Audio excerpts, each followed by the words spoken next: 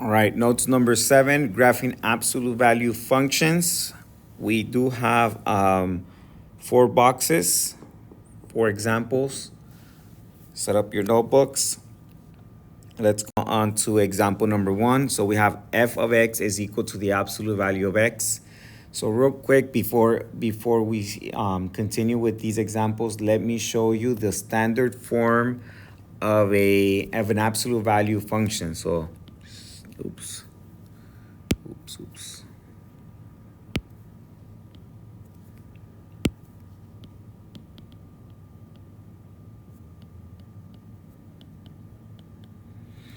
So standard form is f of x is equal to a times x minus h plus k. So the first thing that we are looking for is to identify our vertex, and our vertex is actually found by looking at the function h and k. All right, so my vertex, let me write that down real quick.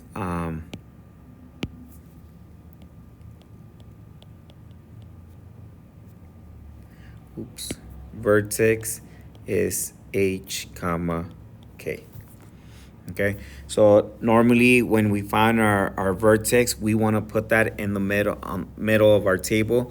So our vertex would be here, hk, right? Then what I'm going to do is find values before and after whatever my h is, substitute those into the function to find my f of x. All right, so let's go ahead and get started with this problem.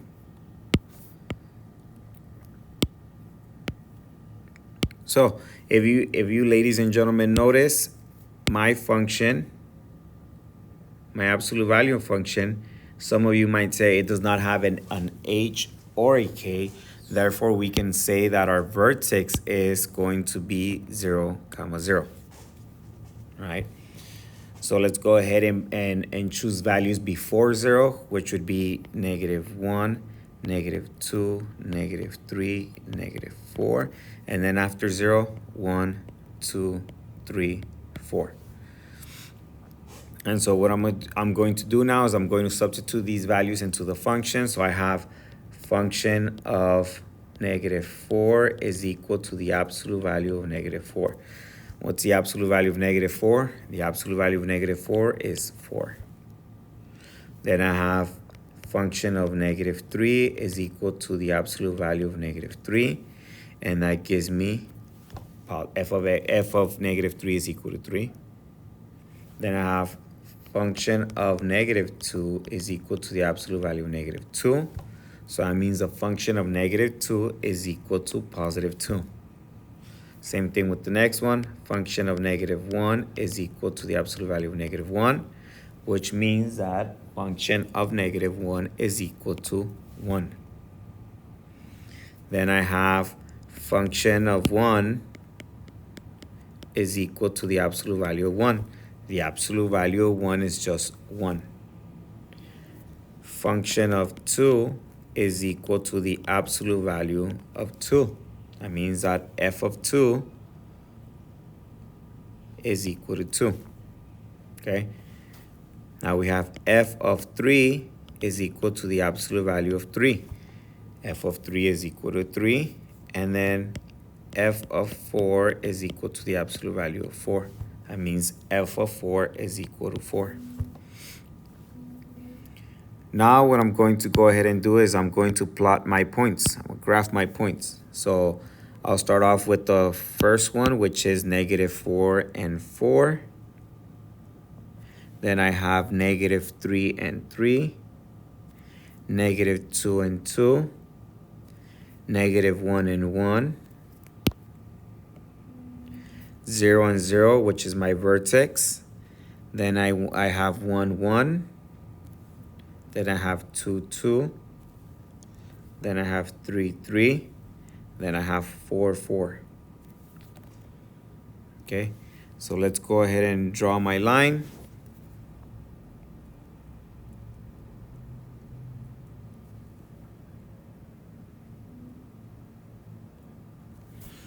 By the way, this function is known as the parent function, okay?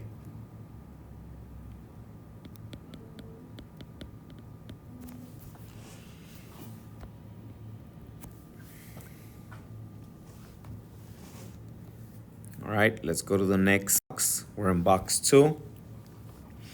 So same thing. The first thing we want to do, ladies and gentlemen, is identify the vertex. And your vertex is H comma K.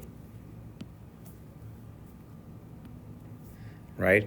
Which in this case, if you pay close attention, we do have something other than 0. We have our H value, which is right here, and we have our K value, which is here. Now, the one thing that make a note of is that when you're identifying your vertex, your function should be written in the form of f of x is equal to a parentheses x minus h plus k. The one symbol I want you to make a note of is it has to be a minus here. So in order to make this plus or this addition a minus, we have to put a minus and a negative. So therefore, my H value is going to be -3 comma minus 5 or -5. Because the way this form should be written with a negative, we would have f of x is equal to 2 times h minus -3 minus 5. Notice how now instead of having a plus, I have a minus. I was able to make that that addition sign as a subtraction sign by making the +3 a -3. And that's how I get my h value to be negative, okay? So let's go ahead and put that in on my table, and I have -3, -5. All right, so let's go ahead and find values before -3, which would be -4, -5, -6, -7. And values after, I have -2, -1, 0, and 1. Okay. Right here, you should ask your teacher if they always have to be going backwards by ones. If that's a rule, this is a question you might ask Mr. Franco or Ms. Mancia. You might also ask them if there's a shorter or a faster way of doing this. Okay, so let's start off with -7. So I have f of -7 is equal to 2 times -7 plus 3, or the absolute value of -7 plus 3 minus 5. So I have function of -7 is going to be equal to 3. Okay, so I get 3 here. Next one, I have function or f of -6 is equal to 2 times the absolute value of -6 plus 3 minus 5. So I have function of, or f of -6 is equal to 2 times the absolute value of -3 minus 5, which gives me f of -6 is equal to 6 minus 5, which is f of -6 is equal to 1. So I get 1. Next one, we have f of -5 is equal to 2 times -5 plus 3 minus 5. So I have f of -5 is equal to 2 times the absolute value of -2 minus 5. So f of -5 is equal to -1.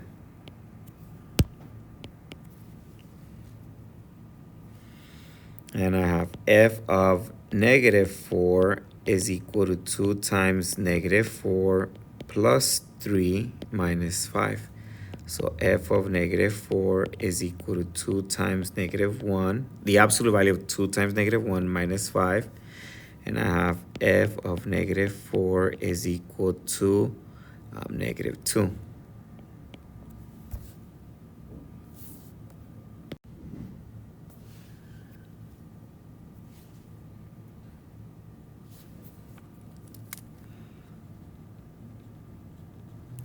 Hopefully you ladies and gentlemen were able to catch my mistake.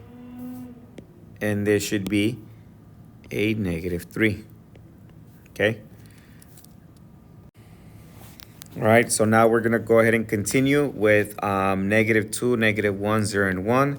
So I have f of -2 is equal to 2 times the absolute value of -2 plus 3 minus 5. And I have f of -2 is equal to -3. For some of these, I'll be going a little bit faster. If you need to pause the video so you can try doing all the work, you're more than welcome. F of -1 is equal to 2 times the absolute value of -1 plus 3 minus 5. And f of -1 is equal to 2 times the absolute value of 2 minus 5. F of -1 is equal to -1. So this is -1. Then we have f of 0 is equal to 2 times 0 plus 3, or times the absolute value of 0 plus 3 minus 5. F of 0 is equal to 2 times the absolute value of 3 minus 5. F of 0 is equal to 1.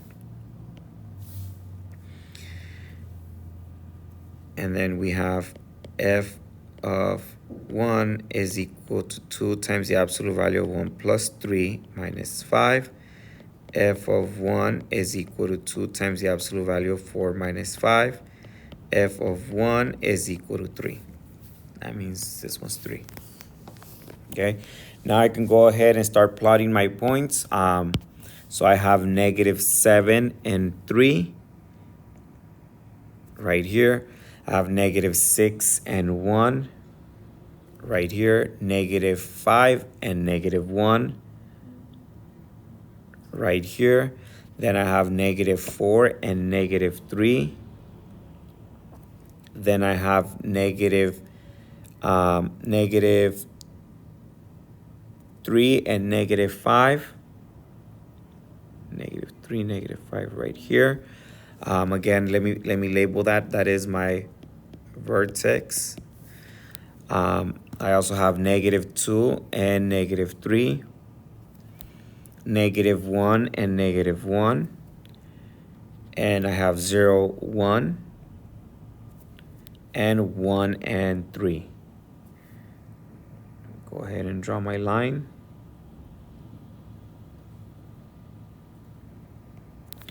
By the way, my vertex, it's -3, -5, and this is known as a minimum.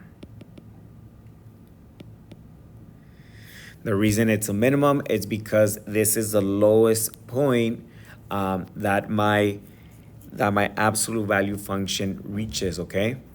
You might want to ask your math teacher to clarify what does minimum mean, or what is the difference between minimum and maximum. Let's go on to the next one. Let me go back, right? Start thinking about those patterns and start looking at the functions, how are they related. One thing that in your pattern, see if you see anything interesting there. Let's go on to box number 3, or example 3. So first things first, let's identify my vertex. So my vertex is 2, 4. Notice that I didn't have to switch the symbols inside the absolute value because I already have a minus there. So my vertex is going to be 2, 4. All right. So numbers before 2 would be 1, 0, -1, and -2. After would be 3, 4, 5, and 6. So let's go ahead and substitute these values. So I have f of -2 is equal to negative absolute times the absolute value of -2 minus 2 plus 4. So I have f of -2 is equal to negative absolute value of -4 plus 4, which is going to give me f of -2 is equal to -4 plus 4. You might be thinking, why is it still negative? Because the negative inside the absolute value is dropped, but we still have the negative on the outside, so that makes it a -4. So f of -2 is equal to 0. Then we have f of -1 is equal to negative times the absolute value of -1 minus 2 plus 4. I get f of -1 is equal to negative times the absolute value of -3 plus 4, which gives me f of -1 is equal to 1. Then we have f of 0 is equal to negative times the absolute value of 0 minus 2 plus 4. I have f of 0 is equal to negative times the absolute value of -2 plus 4, which gives me f of 0 is equal to 2. Next one, I have f of 1 is equal to negative times the absolute value of 1 minus 2 plus 4. So I have the absolute, f of 1 is equal to negative times the absolute value of -1 plus 4, which gives me the f of 1 is equal to 3. Not sure if you ladies and gentlemen see the pattern. This is one thing that you should be noticing is patterns. Look for those patterns because it does make a difference when we start showing you different ways to graph absolute value inequality equation. Sorry. Let's go to the next one. So we have f of 3 is equal to negative times the absolute value of 3 minus 2 plus 4. F of 3 is equal to 3. Then we have f of 4 is equal to negative times 4 minus 2 plus 4. We get f of 4 is equal to negative times the absolute value of 2 plus 4. F of 4 is equal to 2. So forgot to write it, 3 and 2. F function of 5, or f of 5, is equal to negative times 5 minus 2 plus 4. F of 5 is equal to negative times the absolute value of 3 plus 4. That means f of 5 is equal to 1. And then we have, last but not least, f of 6 is equal to negative times 6 minus 2 plus 4. F of 6 is equal to negative times the absolute value of 4 plus 4, which gives me f of 6 is equal to 0. Let's go ahead and plot my points. So I have -2 and 0. -2 and 0 is right here. -1 and +1 right here. Then I have 0 and 2 right here. Then I have 1 and 3 right here. 2 and 4 right here. 3 and 3. 4 and 2. 5 and 1. And then 6 and 0. Let's go ahead and draw them. Draw my line. By the way, this is my vertex, right? Which we identified as 2, 4. And this is known as a maximum. Hopefully you ladies and gentlemen now can see the difference between the maximum and the minimum, having one of each. Do look at the patterns, all right? I know I'm going a little bit ahead, but look at these patterns. All right, look at the difference between this one and the one we did before. I haven't talked too much about is that a term and the parent function, right? The f of x is equal to a times the absolute value of x minus h plus k. We haven't mentioned that a term, but if you look at that a term and start note, all right, let's go to box number 4. This will be the last box.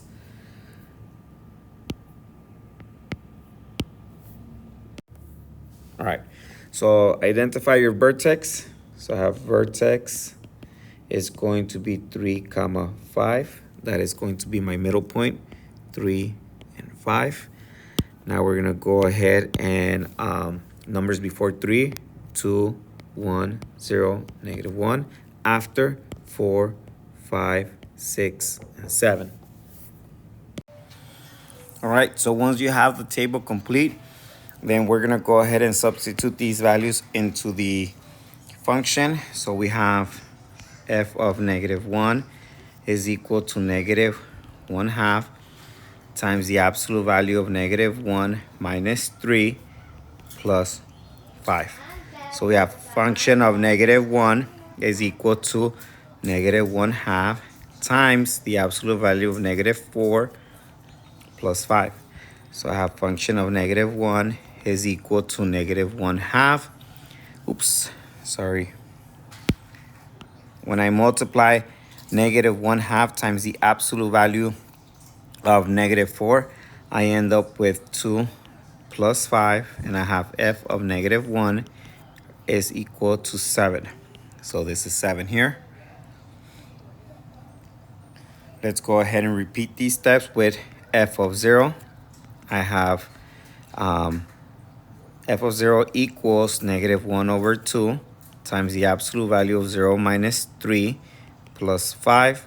I have f of 0 is equal to negative 1/2 times the absolute value of negative 3 plus 5. I have f of 0 is equal to negative 1.5 plus 5, which gives me f of 0 is equal to 3.5. So that means this is 3.5.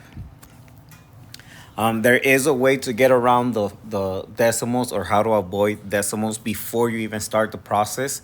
Don't forget to ask your teacher for those shortcuts, okay? Next one, we have f of 1 is equal to negative 1 times negative 1/2 times the absolute value of 1 minus 3 plus 5. So once you complete this one, you're gonna have f of 1 is going to equal to negative 1 plus 5, which is gonna give you f of 1 is equal to 4.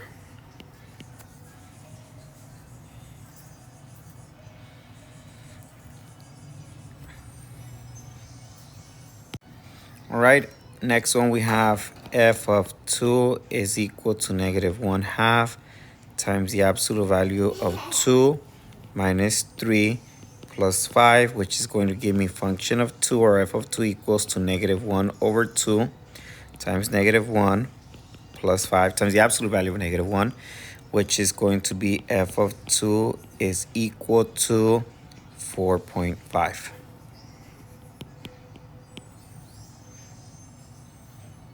By the way, ladies and gentlemen, I just caught my mistake. Just caught one mistake. I'm looking at this, and right here, I am missing a subtraction, or a negative sign. Oops. That should be equals negative 2, which gives me 3.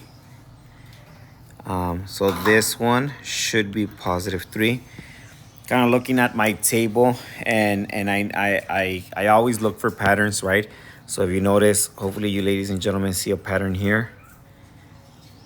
If you notice a pattern there, you should also see if you can make a connection between the original function, the original absolute value function.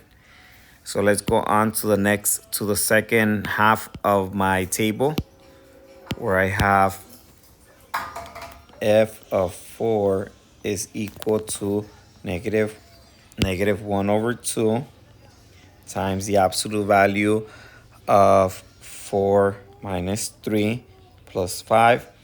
F of 4 is going to equal to 4.5. So this is 4.5. Then I have f of 3, f of 5. F of 5 equals negative 1/2 times the absolute value of 5 minus 3 plus 5. So I have f of 5 is equal to negative 1/2 times the absolute value of 2 plus 5, which gives me f of 5 is equal to 4. So this value here is 4. Next one I have, f of 6, function of 6 is equal to negative 1/2 times the absolute value of 6 minus 3 plus 5, which gives me f of 6 is equal to negative 1/2 times the absolute value of 3 plus 5, which is f of 6 is equal to negative 1.5 plus 5. F of 6 is equal to 3.5. I don't know if you notice anything on your table, but that means I can say that f of 7 is going to equal 3. Hopefully by now, if you haven't, make sure you ask your teacher, how do you see this pattern with the original function, okay? Let's go ahead and graph it, ladies and gentlemen. Oops. Let me use different color. Okay, so I have negative 1 and 3. So negative 1 and 3 is right here. Then I have 0 and 3.5. 0 and 3.5 would be somewhere around here. Then I have 1 and 4. All right, so the next point that we have is 2 and 4.5. Then I have 3 and 5. And then I have 4 and 4.5, 5 and 4.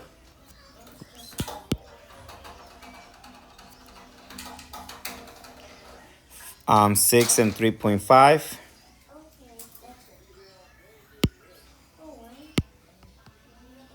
Oops.